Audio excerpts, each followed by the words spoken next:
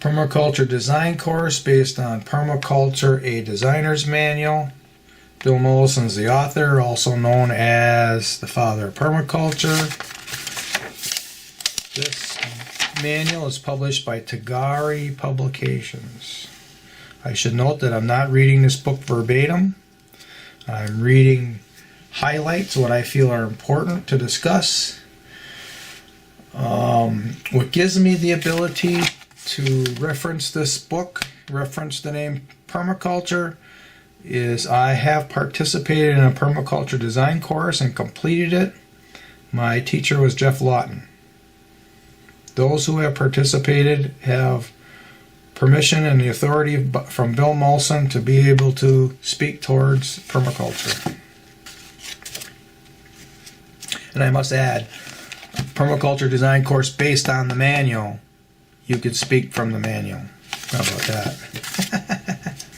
Some people think gardening is permaculture, and gardening isn't permaculture at all. Permaculture is a designing process. But we're just in the beginning stages of this designing process. Here, just a couple pages, and it's like I got an endless amount to talk about. So we had a question about the third ethic on one of our prior videos right here, and I have neglected a part of this third ethic. I'm happy I got the question. I like to focus on setting limits to population, and quickly to add to what I meant by that, or what I talk about in terms of that, is I come back to the prime directive of permaculture. The only ethical decision, okay, we're talking about three ethics. Coming back here to the only ethical decision is to take responsibility for our own existence and that of our children. In a physical sense, that would be, growing your own food. Okay? But the inverse of that is, if you don't take responsibility for your own existence, then you shouldn't be having any children. Okay? That's my interpretation of setting limits to population. But let's take this word out of here and come back to the question, setting limits to consumption, which setting limits to population would be definitely a part of that. But the other of that can be read in the explanation here, by governing our own needs. We can set resources aside to further the above principles. Set resources aside. Okay, where's my green pen that's running out of ink? Let's see if we can get a little green out of here yet. The the biological system of the earth produces a surplus. And we can harvest that surplus without damaging the system that's producing the surplus. So let's call this the biocapacity of the earth, or biocapacity of any given area. And that biocapacity actually fluctuates. Running out of ink. I don't want green. I'm not going to get green. Well, I got this marker here. I pull this marker out of here. Let me get this marker out. Quick little illustration here. This is the biocapacity of the earth. It fluctuates. If we take anything below that, this would be the graph right here. Okay, if we take anything below that, we're just taking from the surplus and we don't damage the system. But if we take too much and we get above the biocapacity, then the biocapacity begins to degrade, because we're taking what produced the surplus, taking from what produced the surplus.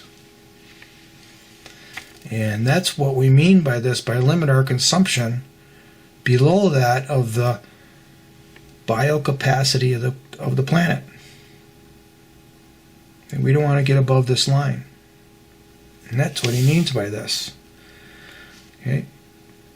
And if we are operating below this level, well, then what's going to happen is we have the systems in place that are producing fertility along with the biocapacity.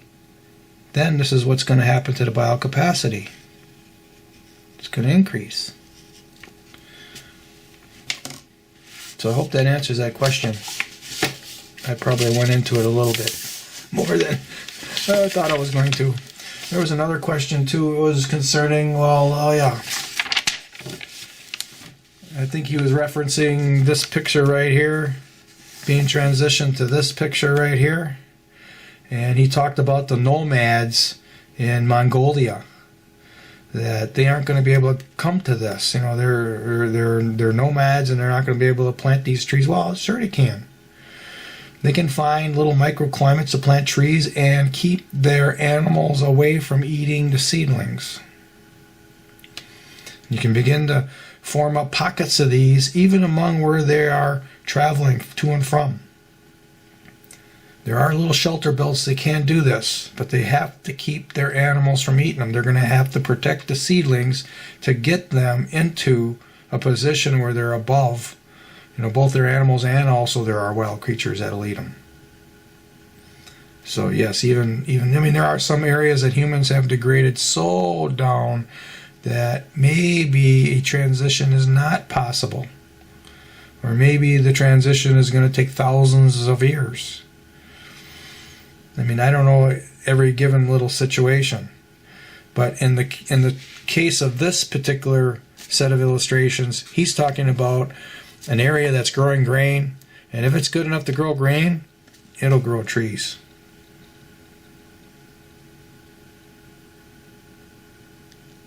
Okay, now where were we in our last talk?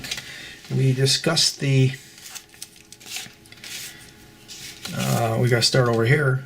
The cash accounting of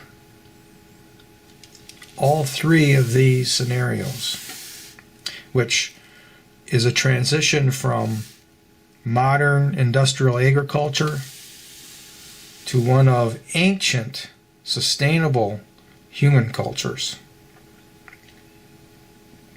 Okay, and we dealt with the three costs. There was one thought I had after I shut the camera off is, you know, we were talking about the inputs of modern agriculture, and the machinery is a huge input. They don't make the machines or derive the fuel from the farm.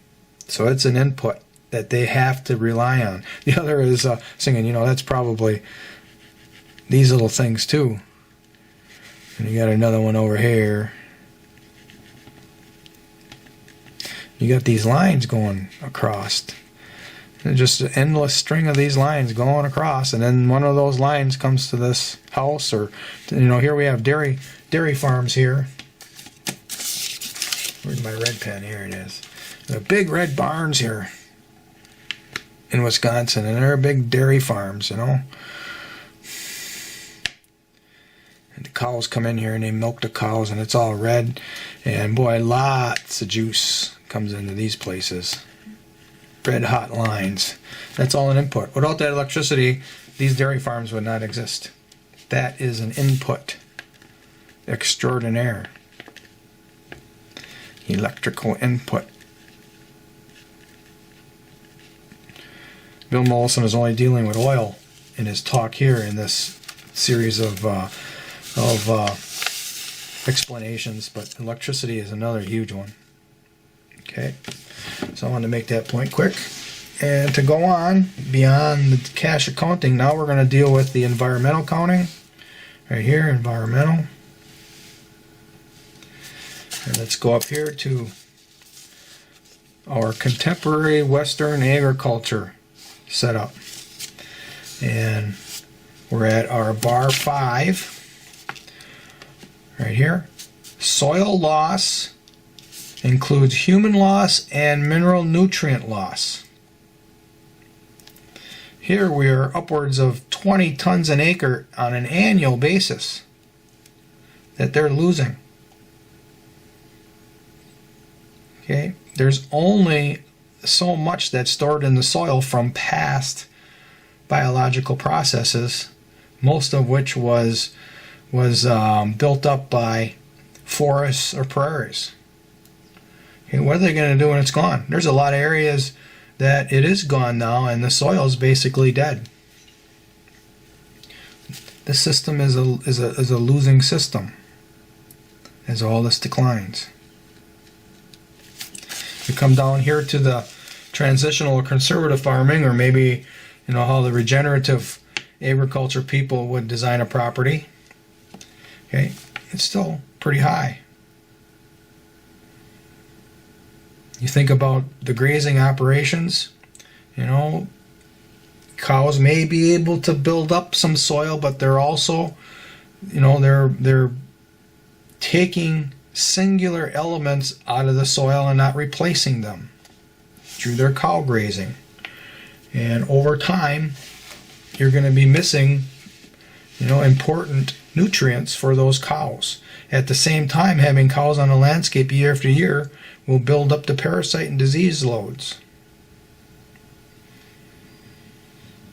So it's not only just the soil.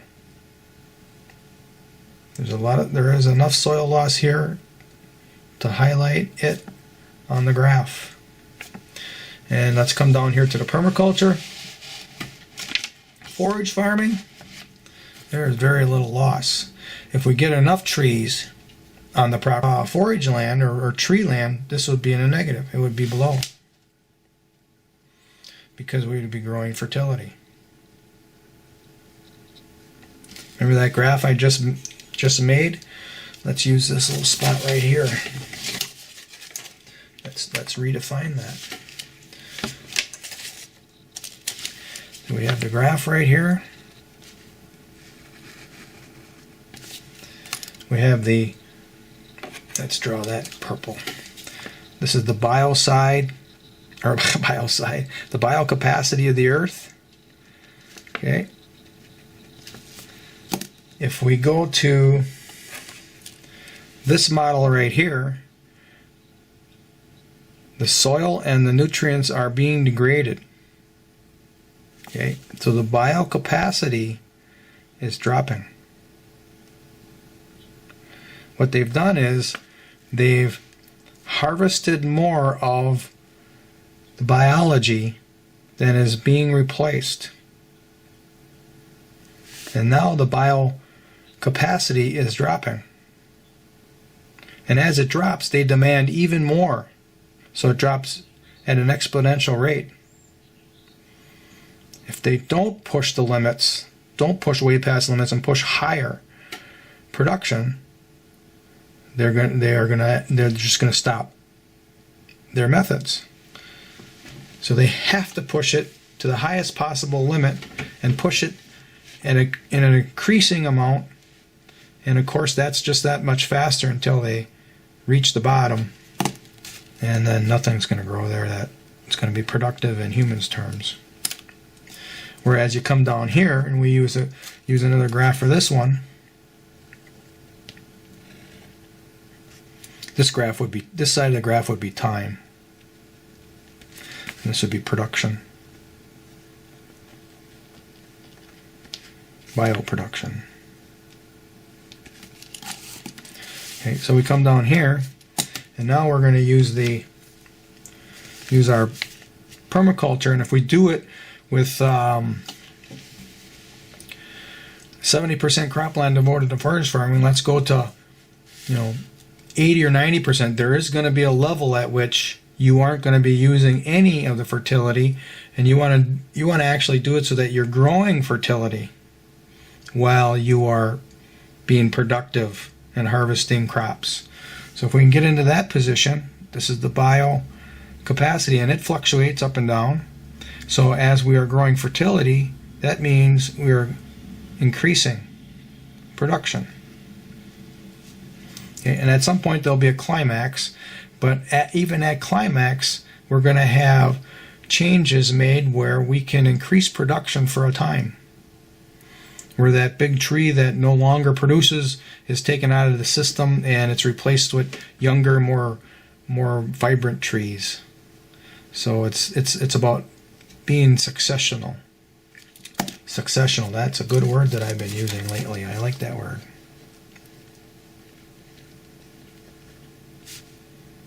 I think that's one S, right? I'm not a good speller, I think.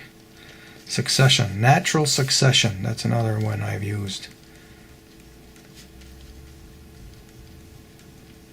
They say natural selection, but I don't believe that at all.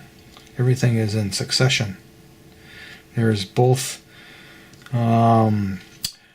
physical characteristics as well as luck involved in being part of the natural succession of life. So as our bio capacity grows, the surplus grows and our harvest can grow, because this in time is increasing. This is time.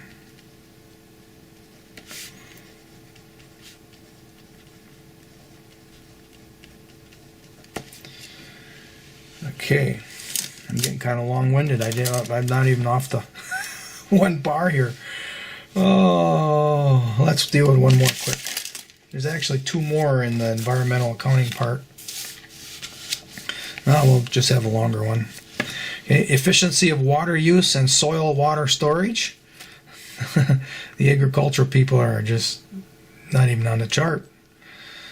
They are not efficient at all. And they don't have any storages because they've opened the soil up, and now all the moisture that lands either runs through. I mean, hopefully some of it does soak in and go down into the soil, but basically it evaporates or runs off. If you had forests there, it would capture the rainwater and hold it. So we come down here to the regenerative farm. It's still not as efficient as it would be as if we went to the permaculture scenario, permaculture design. That's what permaculture design is about.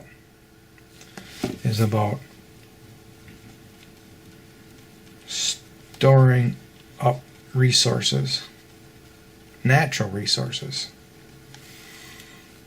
Okay, I'm going to say natural, but we want to know that this is natural resources. Storing up natural resources. Rainwater is one of them. Fertility, growing fertility is another. Storing up fertility. That's what designers' main goals are. Right there. And then bar 7, pollution is off the chart. Pollution produce poisoning of atmosphere, soils, and water. How they do it is by fuels, biocides, and fertilizers, which is these poisons are a part of reducing the biocapacity as they continue their methodology. That's why this isn't sustainable. It'll end. But on the other hand, if we're creating soils in a conservation permaculture manner, we're going to conserve water and we're going to remove pollutants. So let's come down here to the regenerative side of things. And we still have use of tractors. You see, I missed that tractor the first 2 times I read the book, but he has got a tractor in here. They probably also have those wires running through here. And the goal is to eliminate those. Now, I'm not saying I'm perfect with any of this. And then one of those wires comes over here. I'm not saying I'm perfect. I don't have a farm here, and I'm not in that position yet, but I'm working towards it. I do have solar panels. I have solar electric on the roof. I have a solar air heater heating the house, and I have a solar water heater heating the water, which is actually the most efficient of the 3 is a solar water heater. That's the first thing people should think about if they can get in that position. We come down here to permaculture. Okay. We're still doing 30% in terms of doing normal cropland, so we still have some pollution happening. Of course, what we're working for is to get this below the bar. Below the bar. That's the goal. And at some point we might be forced into it as resources continue to dwindle. If we can get to this point, we have absolutely nothing to worry about. We can rest in peace. Okay, so that is the environmental accounting here. Next video we'll get over here to the conservation accounting, where we can really see the differences in production. Okay.